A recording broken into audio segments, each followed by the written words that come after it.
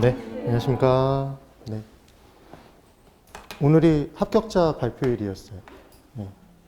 그래서 지금 이의 신청을 개론에서 한 문제를 받아주고, 그다음 민법에서 한 문제를 또 받아주고, 중개사법에서 두 문제를 받아줘서 생각보다 떨어졌다고 생각하셨던 분들이 많이 붙으셨어요. 네. 그리고 지금 제가 설명드리는 포트폴리오 이론이 학개론에서 이의 신청 받아들여진 문제예요. 이게 왜 이의 신청이 받아들여졌는지를 느끼시면 돼요. 그리고 문제 자체는 풀기가 굉장히 쉬웠는데 그 부분을 놓치면 조금 고생을 하게 된다는 것만 좀 유념해 두시면 되겠습니다. 자, 여러분 절 보세요. 우리 지난주에 공부할 때 뭘 공부했었냐면 이런 걸 공부했었죠. 두 개의 투자안이 있었어요. 두 개의 투자안. 두 개의 투자안은 수익과 위험이 각각 얼마로 객관적으로 측정이 가능한 투자안이었죠. 맞아요. 그래서 투자를 할 때는 수익만 중요하다, 위험도 따진다? 수익도 따지고 위험도 따지는 거죠. 둘을 판단하는 거예요. 근데 그 두 개의 투자안이 수익이 동일할 때는 우리는 위험이 적은 걸 선택한다, 위험이 큰 걸 선택한다? 위험이 작은 것. 그래서 동일 수익에서는 위험이 작은 게 위험이 큰 걸 뭐 한다? 지배한다. 그래서 우리는 지배당하는 걸 선택한다, 지배하는 걸 선택한다. 지배하는 것. 그게 지배 원리였죠. 그게 수익과 위험을 가지고 투자 결정을 내리는 내용이었어요. 근데 수익은, 부동산의 수익은 상황이 정상적일 때, 그리고 호황일 때, 불황일 때 각각 다 달랐죠. 그럼 각각의 기대 수익, 기대 수익률을 가중평균하면, 그렇게 될 확률을 곱해서 가중평균하면 나온 게 바로 그 부동산 투자의 수익이었던 거 기억나세요? 그래서 수익은 뭐에서 구한다? 평균 내서 구한다. 그리고 우리가 내는 평균은 다 산술평균이다, 가중평균이다? 기본적으로 가중평균에서 구한다. 이렇게 얘기를 했던 거예요. 기억나셔야 돼요. 근데 그 평균에서 벗어날 확률이 뭐였죠? 나눠져서 흩어져 있는 것. 나눌 분자에 흩어질 산자, 분산. 편차가 발생하는 거죠. 그래서 제곱근 씌운 건 표준 편차. 그래서 어떤 한 투자의 표준 편차 분산이 크다는 얘기는 위험이 큰 거다. 예상한 수익이 예상된 대로 똑같이 실현되지 않을 확률, 위험이 큰 거다. 그래서 수익은 평균 내고 위험 분산시켜야 된다. 그래서 얘를 평균과 분산의 원리라고 했다는 걸 기억해 두시면 돼요. 기억나셔야 돼요. 그럼 이번에는 동일 위험일 때는 수익이 큰 걸 선택해요? 수익이 작은 걸 선택해요? 수익이 큰 것? 그럼 동일 위험에서는 수익이 큰 게 수익이 작은 걸 지배한다. 그래서 우리는 지배하는 걸 선택하는 거예요. 근데 이번에는 하나의 투자안이 수익은 더 크고 위험은 작아요. 다른 하나의 투자는 수익은 작으면서 위험이 더 커요. 그럼 우리는 둘 중에 하나를 결정 못해요? 하나로 가요? 하나로 가죠. 수익이 더 크고 위험이 더 작은 애를 선택하는 거죠. 그래서 지배 원리는 반드시 수익이 동일하거나 위험이 동일할 때만 사용할 수 있는 원리는 아니었다. 반대로 지배 원리를 사용할 수 없는 경우의 수가 딱 하나가 있었죠. 그게 바로 수익도 크고 위험도 크고 수익은 작으면서 위험도 더 작은 두 개의 투자안. 주식 투자와 예금 투자 둘 중에 뭐가 더 객관적으로 더 좋다고 얘기할 수는 없더라. 왜냐하면 주식 투자는 위험도 크고 수익도 크고 예금 투자는 수익도 작고 위험도 작으니까.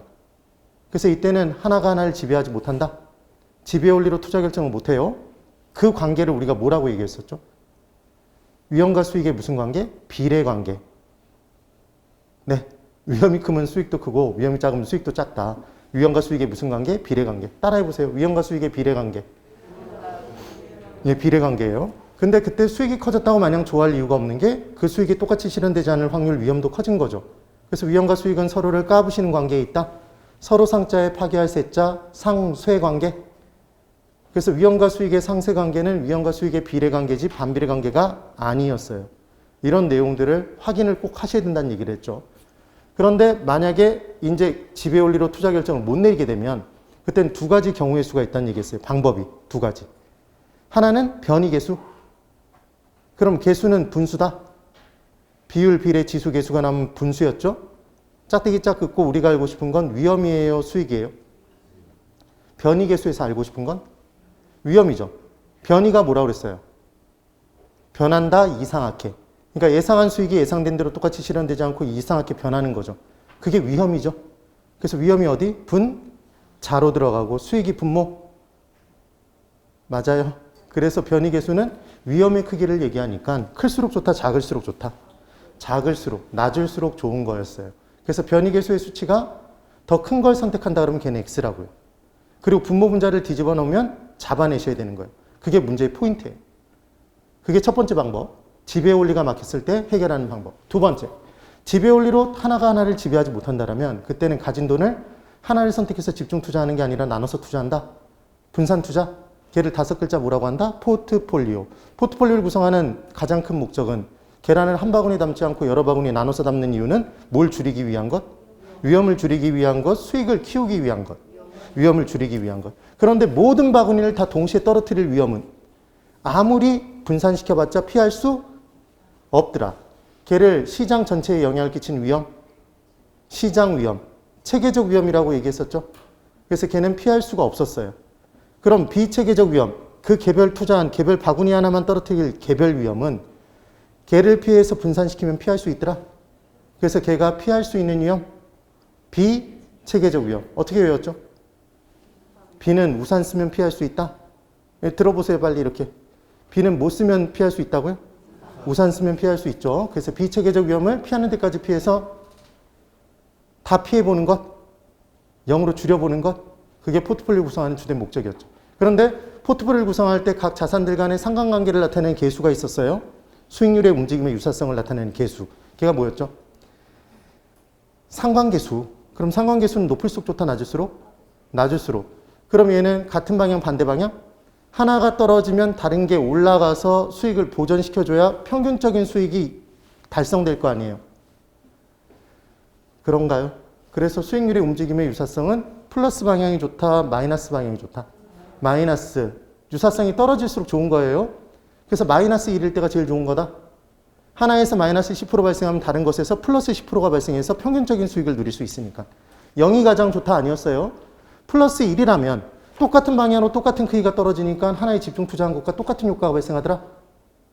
네, 그럼 위험 분산의 효과가 하나도 없네요. 그럼 반대로 얘기하면 상관계수가 플러스 1이 아닌 투자한들의 분산 투자라면 하나에 집중 투자한 것보다는 위험 분산의 효과가 있다? 있다. 그 다음 계란을 바구니에 담을 때 계란 수를 늘리면 위험이 줄나요? 계란이 투자 금액이었죠. 투자 금액을 키운다고 위험이 주는 게 아니었어요. 계란 바구니 수를 늘려야 된다. 그게 구성 자산 수를 늘려야지만 위험 분산의 효과가 있는 거네요. 맞나요? 네. 그래서 여러 개의 투자안을 가지고 포트폴리오 구성할 때 그 포트폴리오는 하나로 존재한다, 여러 개로 존재한다? 여러 개로 존재하는데 각각의 포트폴리오는 수익이 얼마라고 각각의 개별 투자안의 수익을 가중평균에서 구할 수 있죠. 가중평균치로. 네. 그렇게 구해놓고 위험은 가중평균치로 구하는 게 아니었어요. 상관계수가 달라짐에 따라 위험의 크기는 복잡하게 계산이 될 테니까 그렇게 얘기를 했던 거예요. 어찌됐건 포트폴리오는 다수로 존재하는데 걔가 다 효율적이라고 얘기할 수는 없더라. 그래서 효율적인 건 비효율적인 걸 지배하나요? 맞아요? 효율적인 거 선택하실 거예요? 비효율적인 거 선택하실 거예요? 효율적인 거. 그럼 누가 봐도 효율적인 게 비효율적인 걸 지배하잖아요. 그러니까 지배 원리에 의한 포트폴리오를 뭐라고 한다? 효율적 포트폴리오. 그럼 효율적 포트폴리오는 동일한 위험에서는 수익이 제일 큰 것, 수익이 제일 작은 것? 수익이 제일 큰 것. 그게 효율적인 포트폴리오였죠. 맞아요. 그럼 동일한 위험에서는 수익이 제일 큰 거고 제일 위에 있는 거고 동일 수익에서는 위험이 제일 작은 것? 예, 가장 왼쪽에 있는 것? 그래서 오른쪽에 있는 위험이 더 큰 애들을 지배하는 포트폴리오였죠. 그래요. 그러면 효율적인 포트폴리오도 하나로 존재해요? 다수로 존재해? 각각의 위험별로 수익이 제일 높은 애가 하나씩 존재할 거 아니에요. 그러니까 결국은 효율적 포트폴리오도 다수로 존재하겠죠. 그럼 그 다수의 효율적인 포트폴리오를 투자자가 다 선택할 수 있다? 그 중에 하나를 선택한다? 그 중에 하나를 투자자는 선택해야 되겠죠. 그럼 투자자는 자신의 위험에 대한 태도에 따라 위험을 더 많이 싫어할수록 위험도 작고 수익도 작은 효율적 포트폴리오를 선택할 것이고 자기에게 최고 적합한 것으로. 네. 위험을 덜 싫어하는 사람일수록 번지점프할 때 더 위에서 뛰어내린다. 그래서 더 위에 있는 위험도 크고 수익도 더 큰 애를 선택한다. 맞아요. 그래서 최적 포트폴리오는 효율적 전선, 효율적 포트폴리오들의 모임인 효율적 전선에서 투자자의 위험에 대한 태도를 나타내는 무차별 곡선과 접하는 점에서 결정이 된다. 이게 무효접이라는 개념인 거예요. 그걸 이제 그림으로 그려서 설명을 드릴 거예요. 지금 내용은. 되셨죠? 자, 이제 여기 보세요. 잘 보셔야 돼요. 잘 보이나요? 네. 그럼 지금 세로축에는 수익이 있죠, 여러분? 가로축에는 위험이 있습니다. 그러니까 지금 수익이 얼마, 위험이 얼마 객관적으로 지금 수치화된 포트폴리오를 제가 이 그래프상에 점으로 찍어 볼 거예요. 자, 이제 보세요. A가 있어요. 그럼 이 A 포트폴리오는 수익이 얼마인가요? 3이죠. 위험이 얼마예요? 3인 포트폴리오예요. 그때 B가 있어요. 그럼 B는 위험이 얼마로 동일하죠? 3으로 A와 동일하죠? 근데 수익이 얼마예요, 얘는? 5죠. 그럼 A와 B 중에 뭐 하실래요? 뭐 선택하실 거예요? B? 왜? 에이, 그렇게 대답하면 안 되지. 지금 뭐가 동일할 때? 지금 뭐가 동일할 때? 위험이 동일할 때는 수익이 큰, 더 높이 있는 게 수익이 더 작은 아래 것들을 지배한다? 그러니까 우리는 B를 선택하나요? 맞아요? 그러니까 B가 효율적 포트폴리오예요? 맞죠? 네. 그러니까 B는 선택된 거야. 위험이 3인 애들 중에서는 포트폴리오들 중에서 위험이 3인 애들 중에서는 B가 수익이 제일 높은 애예요. 그럼 수익이 더 작은 아래 것들을 지배하겠네요. 맞아요. 그래서 우리는 B를 뭐라고 얘기를 하냐면 효율적 포트폴리오라고 얘기를 해요. 되셨어요? 그럼 똑같이 위험이 만약에 4라면 위험이 4인 포트폴리오들이 쭉 있겠죠? 그때 수익이 제일 높은 애가 바로 뭐가 된다? 효율적 포트폴리오가 되죠. 그럼 위험이 5인 애에서 수익이 제일 높은 애가 가장 높은 애가 하나가 있겠죠? 걔가 또 뭐가 된다? 효율적 포트폴리오. 그럼 효율적 포트폴리오는 하나로 존재한다? 다수로 존재한다? 다수로 존재하는데 위험이 클수록 수익도 클까요? 위험과 수익의 무슨 관계? 비례 관계에 따라 위험이 클수록 수익도 크죠? 그래서 효율적 포트폴리오도 위험이 커질수록 수익이 더 큰 애들이 존재하겠죠. 이해가 되셨어요? 그런데 이제 다시 다 보세요. 다시 잘 봐야 돼요. 그래서 동일한 위험에서 수익이 제일 높은 포트폴리오가 얘가 뭐라고요? 효율적 포트폴리오예요. 그럼 효율적 포트폴리오를 선택할 때까지는 지배 원리가 사용이 됐나요? 왜 자꾸 고개를 흔들죠? 이 내용을 보면서. 다 맞게 얘기하고 있는데 신기한 일이네. 그래서 자 보시면 대장과 똘마니를 구분짓는 내용이라고 보시면 돼요. 효율적인 게 비효율적인 걸 지배하죠. 그럼 지배하는 게 대장이잖아. 네? 그러니까 위험이 동일한 애들 중에서 대장이 하나가 있고 밑에 있는 애들은 똘마니죠. 네? 그래서 우리는 대장을 추리고 있잖아요. 무슨 원리를 사용해서? 지배하는 건 대장, 지배당하는 건 똘마니. 지금 그 얘기잖아요. 그러니까 효율적 포트폴리오를 구할 때까지 사용되는 원리는 무슨 원리다? 지배 원리, 평균과 분산의 원리가 사용되는 거죠, 지금. 되셨어요? 근데 이제 얘를 보는 관점에 따라서 이렇게 볼 수 있어요. 지금 C가 있어요. C는 수익이 얼마인가요? 8이죠. 위험이 얼마예요? 5죠, 지금. 그때 D가 있어요. 그럼 D도 수익이 얼마네요? 8이죠. 근데 얘는 위험이 얼마예요?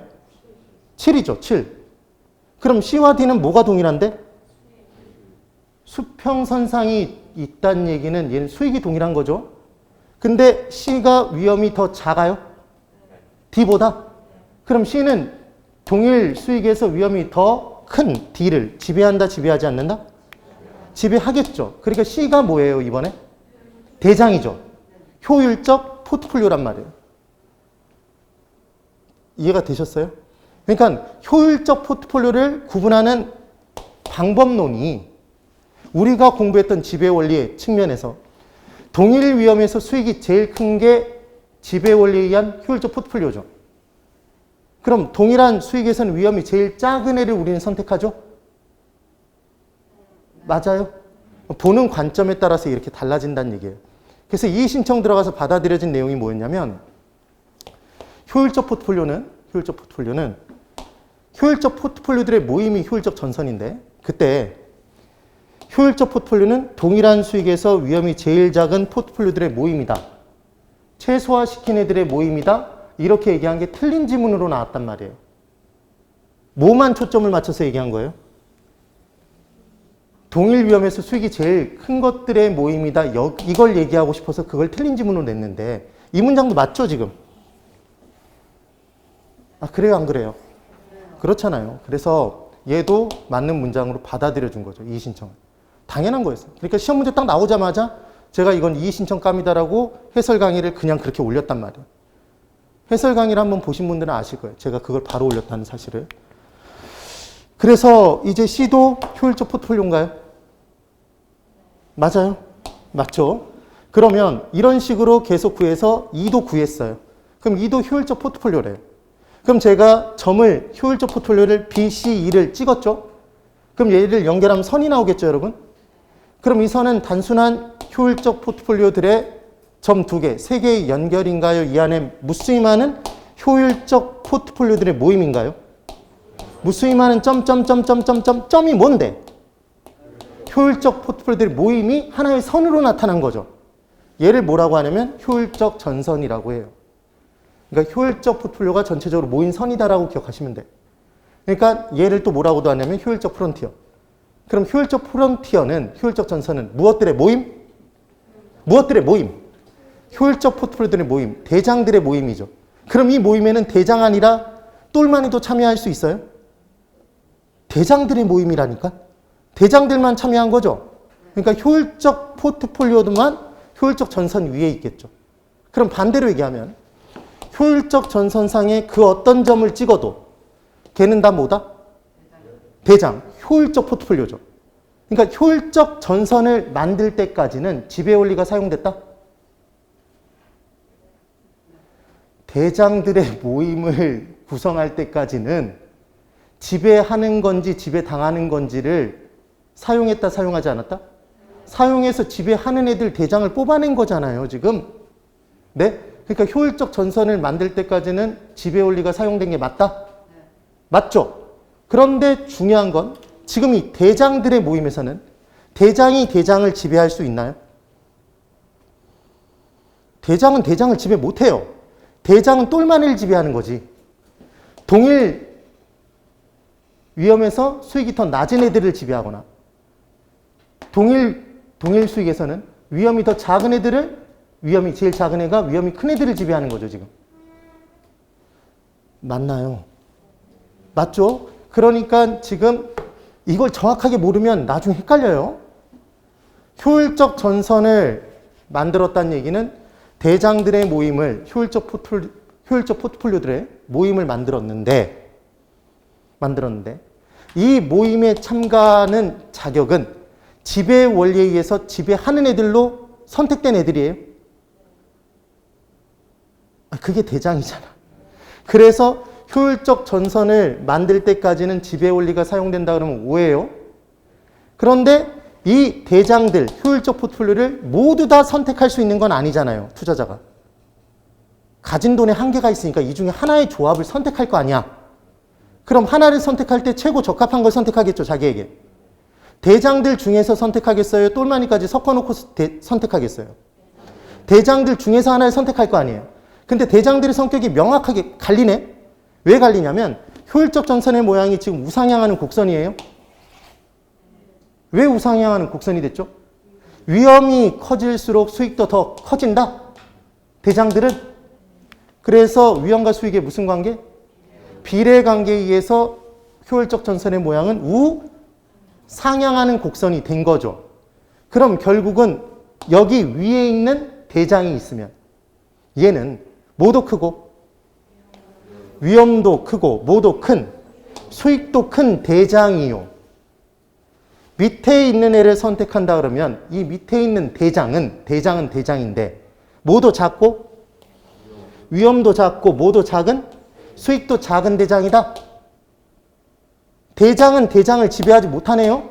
위험과 수익의 비례관계에 따라. 이해하셨어요? 그럼 그냥 간단하게 생각해 보세요. 이렇게 딱 정리가 돼 있을 때 효율적 전선상에서는 더 높은 수익을 누리려면 더 많은 위험을 감수해야 될까요? 자, 질문을 바꿔볼게요.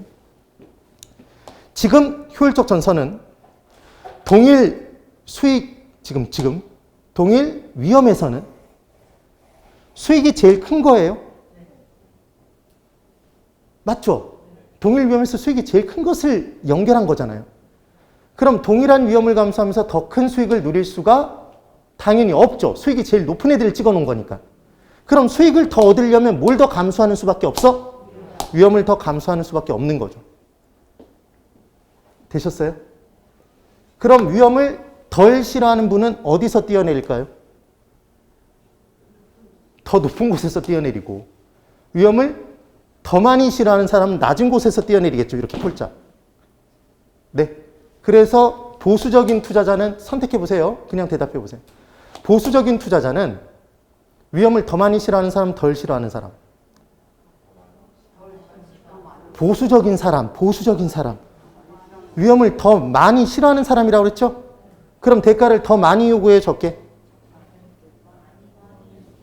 번지점프 했었잖아요.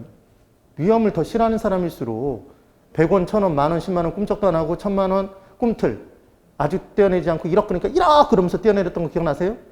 그래서 위험을 싫어하는 사람일수록 그 위험을 감수하는 것에 대한 대가를 더 많이 요구한다? 그랬었죠. 그러니까 보수적인 투자자일수록 위험을 더 많이 싫어하니까 아래에 있는 애를 선택하겠죠. 맞아요. 그럼 보수적인 투자자는 대가를 많이 요구하니까 배가 볼록 완만. 아니 대가 많이 먹으면 볼록해진다고 그랬잖아. 빨리 손으로 해봐요. 빨리.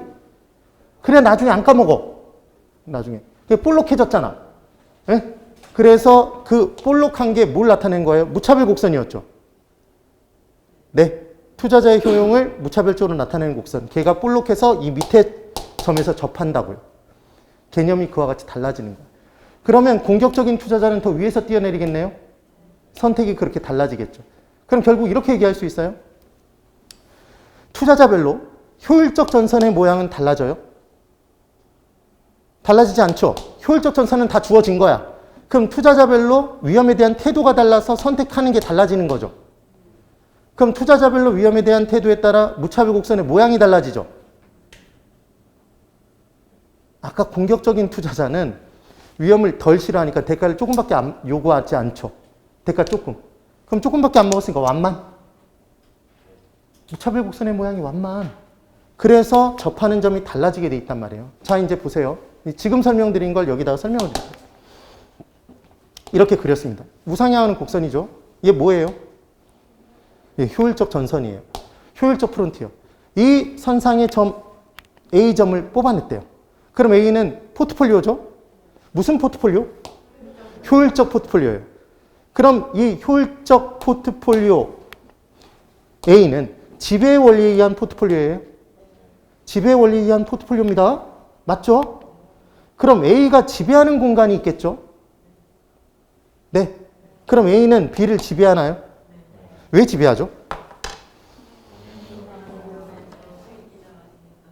동일? 위험에서는 수익이 높은 게 수익이 작은 걸 지배한다? 그럼 똑같은 이유로 A는 바로 아래에 있는 애도 지배하겠네요? 네. 뭐가 더 작으니까? 수익이 더 작으니까 그럼 이를 지배한다. 이게 다 끝나면 집에 가겠죠? 네. 이렇게 지배하는 거예요. 그럼 이번엔 수평을 그려놓고 C가 딱 찍혔어요. 그럼 A와 C는 지금 뭐가 동일해요? 수익이 동일하죠. 그럼 동일한 수익에서는 A가 위험이 더 커서 작아서? 작아서 위험이 큰 오른쪽에 있는 C를 지배하네요.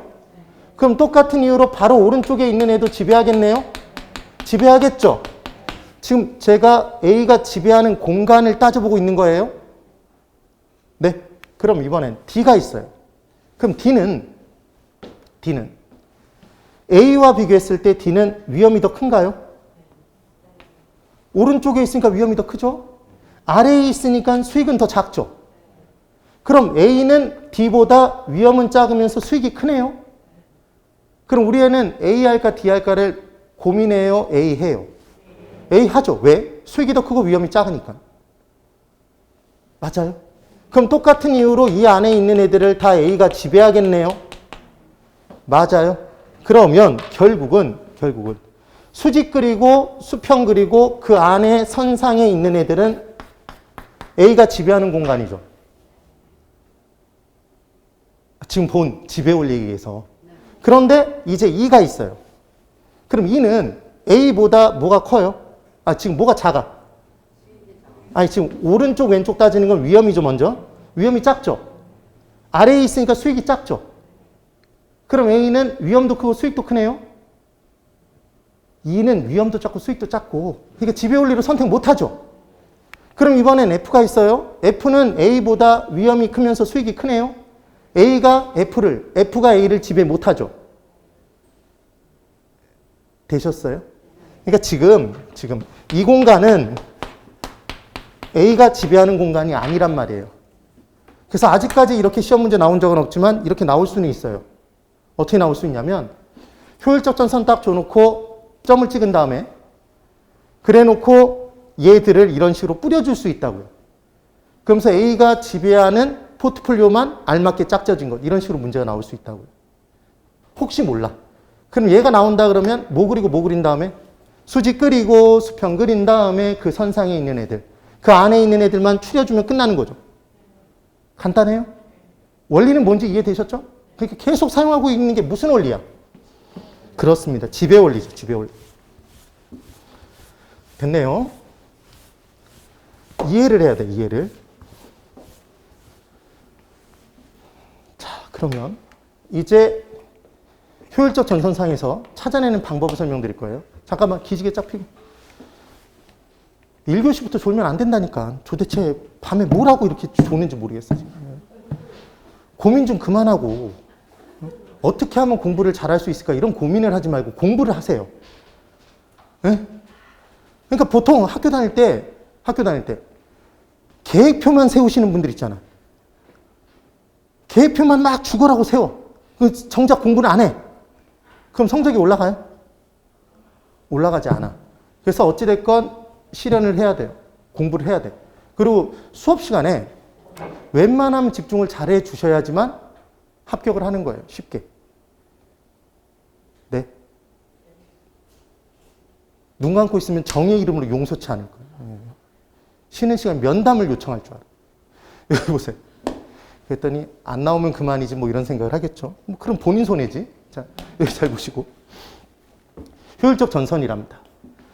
그럼 대장들을 이렇게 뽑아낼 때까지 사용되는 원리는 무슨 원리라고요? 지배 원리. 대장들의 모임이에요, 얘들은. 대장은 대장을 지배할 수 없어요. 그럼 그 대장들 중에 하나를 선택하는 건 투자자의 위험에 대한 태도에 따라 달라진다고 그랬죠? 그래서 보수적인 투자자는 대답을 절대로 틀리지 말고 정확하게 대답하는 거예요. 보수적인 투자자는 위험을 더 많이 싫어하는 사람, 덜 싫어하는 사람? 더 많이 싫어하니까 동일한 위험에 대해서 대가를 많이 요구, 적게 요구? 많이 요구 해보라니까 많이 요구. 그럼 볼록? 이게 실제로 그 모양으로 그려지는 거예요. 그럼 무차별 곡선이라는 것의 모양이 볼록하겠네? 예, 그럼 볼록하면 이렇게 가다가 뚝 떨어지는 거죠.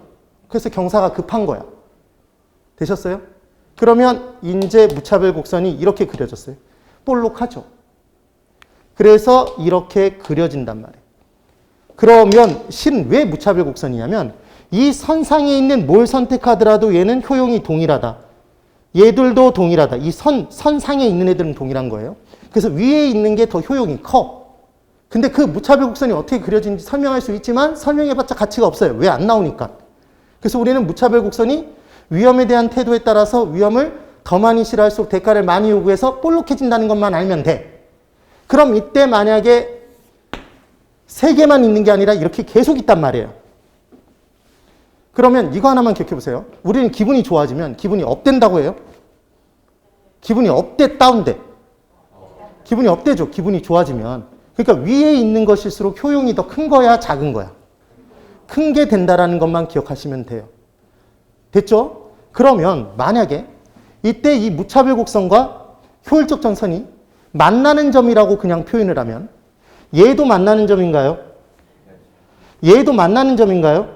얘도 만나는 점인가요? 만나는 점이 있겠죠? 그럼 이때 한 투자자가 선택하는 게 하나가 나와요? 여러 개가 나와?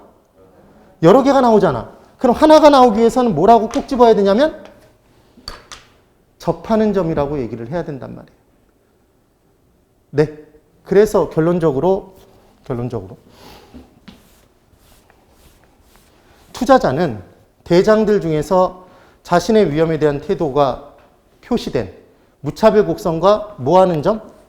접하는 점을 기 투자자에게 최고 적합한 포트폴리오로 선택을 하는 거예요. 그럼 이번에는 공격적인 투자자가 있답니다. 그때 무차별 곡선의 모양이 얘는 위험을 덜 싫어하니까 대가를 조금만 요구해서 완만하겠죠? 조금 완만하죠, 얘보다는? 그래서 얘가 접하는 점이 여기에 있다고요. 네. 그럼 지금 투자자, 보수적 투자자와 공격적 투자자가 똑같은 동일한 효율적 전선을 놓고도 접하는 점의 위치가 달라진 이유는 뭐가 다르기 때문이에요? 뭐가 다르기 때문이야? 무차별 곡선의 경사도가 다르기 때문이죠. 네. 무차별 곡선의 경사도는 왜 달라져요? 위험에 대한 태도에 따라 달라지잖아. 그런가요? 그래서 투자자에게 최고 적합한 포트폴리오는 효율적 전선과 무차별 곡선이 뭐 하는 점? 접하는 점. 이게 시험 문제의 답이었던 거예요. 옳은 것을 골라라 그래서 이게 정답이었단 말이에요. 효율적 전선과 무차별 곡선이 접하는 점이 최적 포트폴리오가 된다. 이게 정답이었고 4번이었고 2번에 아까 그 지문이 떠서 틀린 문장으로 나왔는데 그게 맞는 문장이었던 거죠. 그래서 그게 이의 신청 들어와서 맞는 문장으로 바뀌었다고. 이해되셨어요? 그래서 얘가 최고 적합한 포트폴리오랍니다. 그럼 우리는 얘를 외울 수 있어야 되겠죠? 그럼 결과적으로 투자자는 효율적 전선상에서 자신의 위험에 대한 태도에 따라 위험을 더 많이 싫어할수록 아래에 있는 애를 선택하는 거고 위험도 작고 수익도 작은 애. 위험을 덜 싫어할수록 더 위험도 크고 수익도 큰 애를 선택하는 거다. 되세요? 그 내용을 기억하시면 돼요. 그래서 외울 때 우리는 어떻게 외우냐면 메모리 매직으로 무효접, 무효접 이렇게 외울 거예요. 따라해보세요. 무효접. 힘차게 하라니까 무효접. 그래서 무는 뭐예요? 무차별 곡선. 효는 효율적 전선. 뭐 하는 점? 접하는 점. 무효교, 무효만이 아니라고. 그래서 만나는 점, 교차하는 점 이렇게 나오면 X란 말이에요.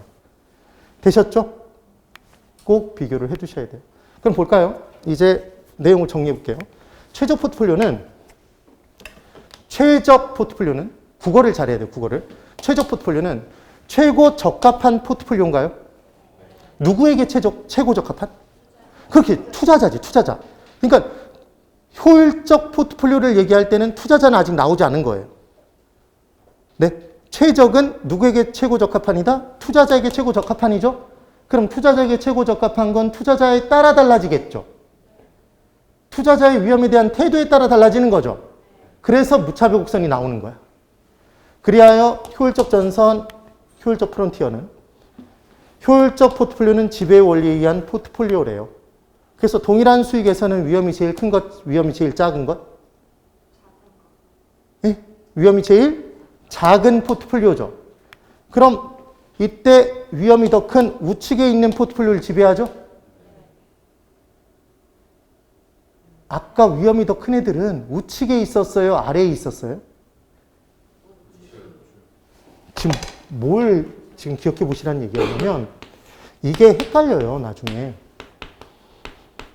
이렇게 우리 공부했었죠? 그래서 위험은 지금 위아래로 움직여요? 좌우로 움직여? 좌우. 오른쪽에 있는 애들이 위험이 큰 애들이죠? 그러면 아래쪽에 있는 애들이 수익이 작은 애들이죠? 수익이 작은 애들을 지배하고 위험이 더 큰 애들을 지배하는 거잖아요, 결론적으로. 그럼 지금 동일 수익이라면 이제 위험을 따져야 되는 거죠. 그럼 위험이 더 큰 애들, 어느 쪽에 있는 애들을? 우측에 있는 애들을 지배한다고 해야 되지 얘 아래쪽에 있는 애들을 지배한다 그러면 X인 거죠. 뭐가 문제로 나올 수 있는지 이해가 되세요? 그 다음 이제 C. 동일한 위험에서는 수익이 제일 큰 애? 그러니까 수익이 더 작은 아래에 있는 애들, 오른쪽에 있는 애들? 수익이 더 작은 애들은 아래에 있는 애들이죠? 아래에 있는 애들을 지배하겠죠. 이걸 이렇게 바꿔놓으면 헷갈린다고요. 동일한 수익에서 위험이 제일 작은 포트폴리오로 아래쪽에 있는 포트폴리오를 지배한다 그러면 그러면서 지나간다고요. 뭐가 틀린지 이해가 되세요? 이게 만약에 동일한 수익인데 이게 아래쪽에 있는 애를 지배한다 그러면 수익 얘도 수익 따지고 있는 거잖아. 수익 따졌으면 위험을 따져야 되죠. 위험이 더 큰 애들은 어느 쪽에 있다? 어느 쪽에 있다? 위험이 큰 애들은? 대답 제발. 오른쪽에 있다. 예. 그럼 이번엔 위험을 따졌다면 수익을 따지는 거죠. 수익이 더 작은 애들은 어느 쪽에 있다? 아래쪽에 있죠. 아래쪽. 그 얘기입니다. 그래서 D, 효율적 전선은 효율적 포트폴리오들의 모임인가요? 맞죠? 그 다음 위험과 수익의 비례관계, 상쇄관계에 따라 얘는 우상향하는 곡선되는 거 보이셨어요? 이해 되셨죠 이제? 그래서 MM으로 효율적인 것은 비효율적인 걸 지배하나요? 당연한 거죠. 효율적인 것과 비효율적인 게 있으면 뭐 선택하실 거예요? 효율적인 거. 누가 봐도 객관적으로 효율적인 걸 선택하겠죠. 그럼 효율적인 게 비효율적인 걸 지배하는 거잖아요. 그래요. 그 다음 이제 무차별 곡선. 무차별 곡선은 투자자의 효용을 나타내는 곡선이랍니다. 위험에 대한 태도를 나타내는 곡선이에요. 그래서 공격적인 투자자는 위험을 덜 싫어하니까 대가를 조금밖에 요구하지 않아서 완만하네요. 보수적인 투자자는 위험을 더 많이 싫어하니까 대가를 더 많이 요구해서 볼록하네요. 경사가 급하죠? 네, 그 내용이에요.